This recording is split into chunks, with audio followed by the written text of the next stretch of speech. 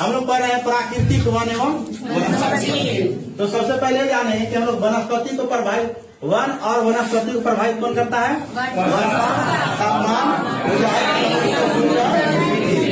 जैसे आप लोग पढ़े यहाँ पे कि पर्वतीय वन का वृक्ष, जैसे पर्वतीय वन में जो भी वृक्ष होंगे उसका आकृति धीरे धीरे जो है वृक्ष का क्या होगा? घटते जाएगा। घटते घटते उसका आकृति जो कैसे हो जाएगा? संख्याकार होने का प्रमुख कारण क्या है? आप लोग संख्याकार होने का प्रमुख कारण क्या है? ताप प्लस वर्षा। अपने आप को बचाने के लिए पेड़ पौधे अपने आप का आकृति कैसे बदल लेते हैं?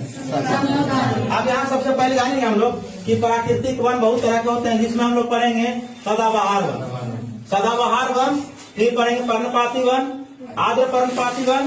पर्णपाती वन को कितने भागों में बांटा? एक भाग पर्णपाती वन, आद्र पर्णपाती वन उसे कहेंगे